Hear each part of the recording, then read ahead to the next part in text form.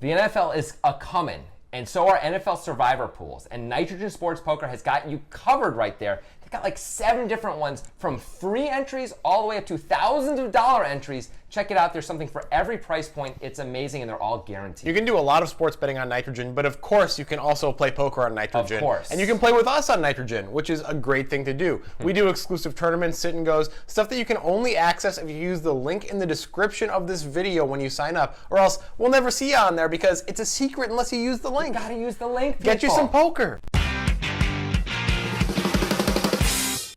What's the second biggest stage in poker? The PCA. That's correct. Yes. Who's the second best Canadian poker player in the world? Daniel Negreanu? Yeah, that's right. Who's number 1? Steve. He's not actually. He's Canadian Steve. Canadian Steve. He plays yeah. 1-2 down the street. Yeah, he's actually really good. He's really good. He doesn't really push the stakes. You know, he never goes broke. Oh, but he could dominate. Anyway, we got the second best of both worlds because we got Negreanu playing in the PCA. We're on day 3. We're very deep. Negreanu's the effective stack with about 60 big blinds, and he's going to be against Pratush Badiga, who is no slouch. By the way, Corey Hockman is also going to be in this hand. Might be a slouch.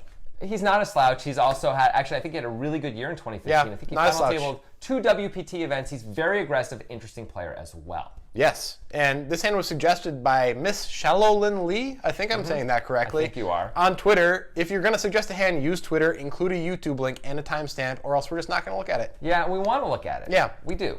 As always, we're going to break down this hand as we go, so get ready for some analysis. And folded around to Pratush Badiga, who came 8th in EPT Berlin in Season 8. That's his best result on the tour to date.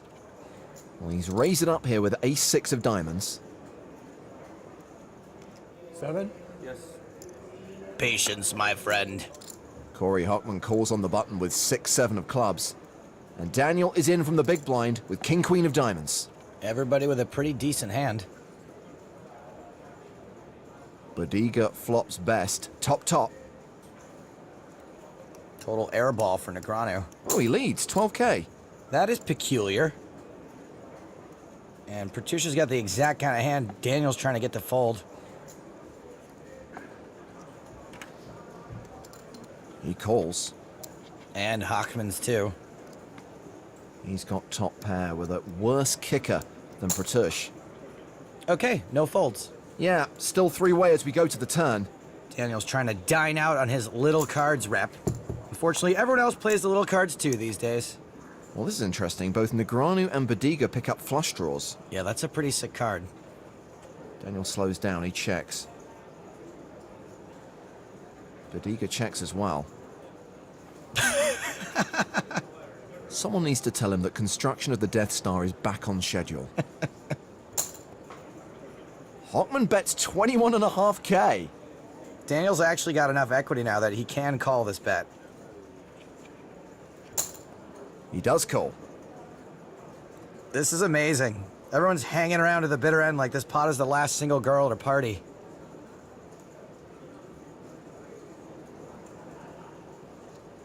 Pratush calls, and we are still 3-way as we go to the river. It is a surprise to see 2 flush draws here, considering that that's the backdoor flush draw, and somehow both these guys have flush draws. What happened? How did this happen? Well, we have to go back to the flop to really look at this. Daniel normally wouldn't be in this hand anymore. No, not at all. But Daniel decides to donk bet this flop, and it's pretty cool, even though it doesn't work at all. I think it's pretty great. What does Daniel like to say about boards like this? That's my neighborhood. That's his neighborhood, his wheelhouse. I think he says neighborhood. I know. This is an old joke from like a year and a half ago. You're supposed to remember. I don't.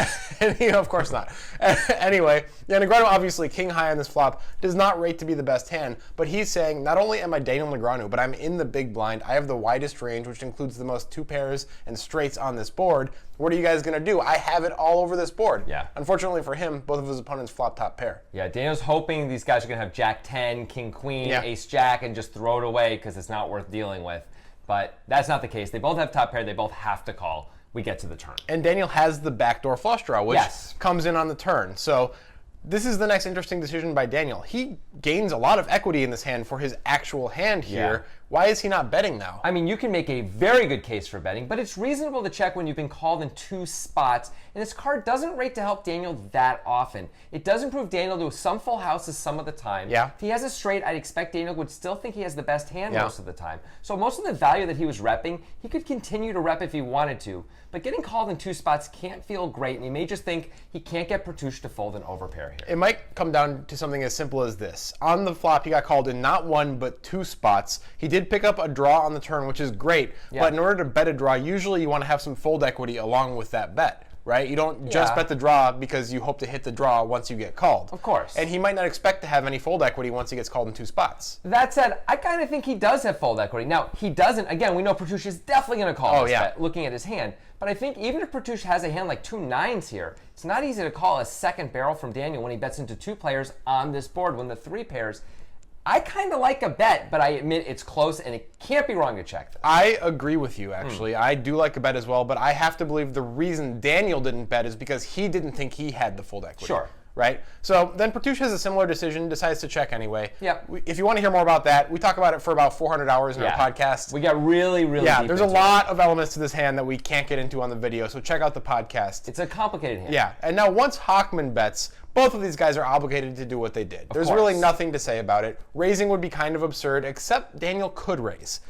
Check out the podcast for that too, because we talk about that for about 5 minutes. Yeah. Pertush has showdown value, really shouldn't raise. No. It's a great hand just to call with. See a river. And now, I guess Daniel just has to hope, against all hope, that a diamond doesn't come, because we know Daniel Negreanu gets unlucky on TV all the time. That's true. I mean, a king or a queen might be good, and in fact it would be, but let's see what happens. We go to the river.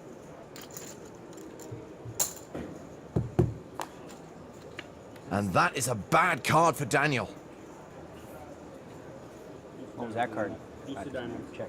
He's rivered the second nut flush, but Pertush Badiga has nut diamonds. Daniel's on the business end of yet another cooler.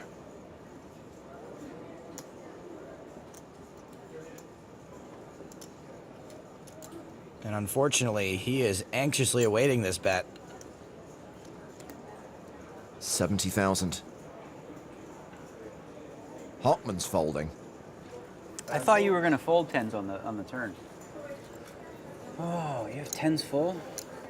Might as well. This is a really hard decision. I'm going to need time.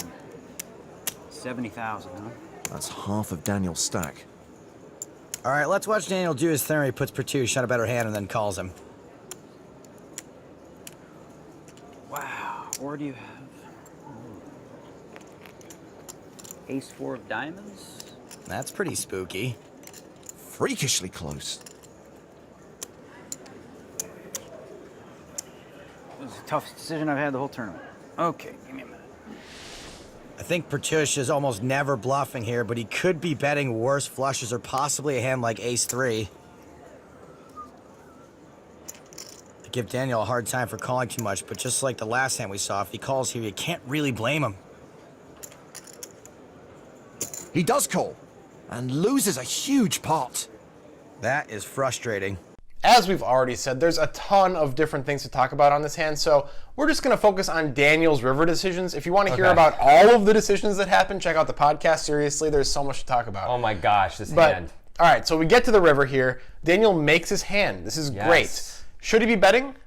Probably. He probably should be betting. And my main reason why I think he should be betting is because so often this hand is going to check through, especially when we're 3 ways. I know what Daniel's thinking. I mean, I don't. No. But my guess as to what Daniel's thinking is, number 1, we're 3-handed, so someone else might bet. And number 2, Corey Hochman, who's on the button, really likes to bet and really likes to bluff. So maybe I'm going to give him a chance to do those things. But I got to think when our hand is this strong, it's a mistake because I think it's going to check through so often. Number 3, where's the closest vegan food, right? That's number 3. Or maybe that's always number 1. That might always be number 1. But what you said is key, and it informs Daniel's decision.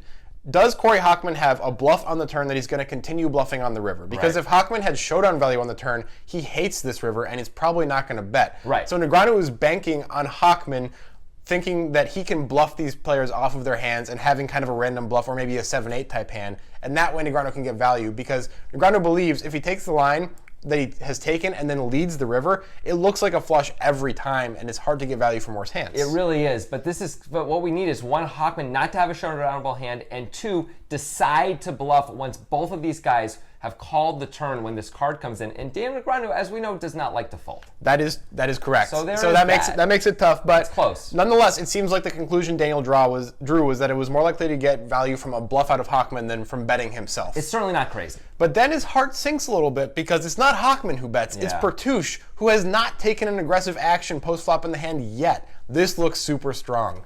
I mean, it does and it is. Yeah. Right? Pertush has the nut flush, and he disagrees with Daniel, I guess, to some degree. He's concerned that Hochman isn't going to bet and wants to make sure he gets something out of it. Now, Pertush is sitting in a slightly different seat where he knows Daniel's got to have something, right? Daniel donked the flop and called the turn. Yeah. Hochman could have a lot of things where he just checks it back right now. Daniel's more likely to call, and we know Daniel loves to call. So And Pertush knows that. Right. So as Pertush, we may just think like, I'm going to bet to get some value. It looks super strong. It seems hard to get value with the line Pertush took, but it's not so bad to put chips in when it feels like chips might not go in on the river when we have such a strong hand. I think it's totally reasonable, right? It's totally fine. It gets back to Negreanu, and Here we go. Look at this. Look how unhappy he is. It's an unhappy time. It's justified. This is a justified unhappy time, even though somehow we bet with king high, barely any equity on the flop, ended up with a second nut flush on the river, and now we're unhappy. That's the life of Daniel Negreanu right now, I suppose. It may seem like we can beat lots and lots of value, but we really can't. No, we cannot. We can't beat any of the full houses. Not that there are many, but 10's full, as Daniel mentioned, sure makes a lot of sense. Yeah, it does. There are nut flushes in Pertush's range, which would have called Daniel's donk, like the ace-jack of diamonds. Yeah. The ace, not the ace-10, the ace-9 of diamonds, things like that. Certainly the ace-7 of diamonds. Ace-6 of diamonds. Ace-6 of diamonds, as we see. Other hands that Pertush can have that make sense, that are value that we can beat, are very few, actually. There's like the 9-7 of diamonds, the 8-9 of diamonds, the 8-7 of diamonds. Maybe the 7-10 of diamonds. Maybe the 7-10 of diamonds, right? But we need like a gut shot or something. Oh, wait, no, there's no 10. That's right. The 10's out there. The 10's out there. There's like 3 combos of value we can beat that makes sense anyway. Right. That's bad. That is bad, but we have such a good hand for our distribution, and we're under-repped as Daniel. We checked the river with the second nut flush, so people don't expect us to have a flush too often here. We could, as Pertush, here's some other diamond draws we can have. Okay. Actually. We can have the 6 of diamonds and other cards, other diamond draws. So we Yeah. have the 8-6 of diamonds and the 9-6 of diamonds. There's a few of those also. That's true. So that helps. Yeah. This all helps. Gets like 6 combos. Right. This all helps. 6-5 of diamonds. In the end, we're getting a pretty good price, even though this is for a big chunk of our stack, as Daniel. We're getting a pretty good price. Yeah. We're under-repped. We're Yes. very near the top of our distribution. I think it's probably absurd to fold, even though it feels poopy. It's not like we bet and Pertush raise. Yeah. Then I think we probably can fold most of the time very comfortably. Pertush bet. Pertush can have some bluffs sometimes, probably. It's hard to think of them, but it must be possible. It doesn't mean he can't have any, Yeah. right? Pertush also can have worse value sometimes. Yeah. We're near the top of our distribution. I think we just got to put the chips in. It's just a cooler river, basically. This happens to Daniel all the time on TV. Usually in cash games, though. Yeah. All right, so let's be clear, folks. There's so many pieces and decisions to this hand that we went back and forth in the podcast. We went back and forth in the video, the making of this video, about what do we think, what do we like, what don't we like. What do you think about Daniel's donk? What do you think about Daniel's decision to check the river instead of betting? What do you think about his decision to call? Are these good decisions or not? What would you do in this spot? Let us know in the comments. We're going to respond to our favorite ones right up here. If there's nothing to click on, it's coming soon. You know who would have lost less? Canadian Steve. Canadian Steve would have probably lost maybe 1 blind in this hand. Canadian Steve would have found a way to win the hand. He would have check raised the river, and Pertush just has to fold. Yeah, it's like, you obviously have it. I Yeah, fold. Canadian Steve knows what to do. Daniel Negreanu usually knows what to do as well, and that's why we've done a ton of Daniel Negreanu hands. He's no Canadian Steve, but if you want to see all our Negreanu hands, click right up here. That's true. There's one even where he himself is on the video and talks about our analysis and what his thought process was. It's That's really, correct. really great.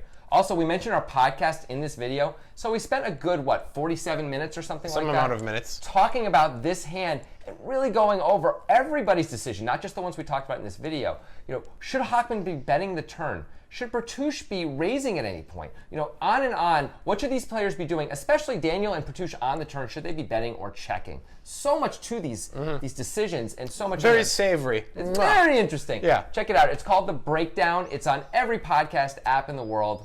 I mean, Probably. give or take. And of course, if you like this video, share and subscribe to our YouTube channel.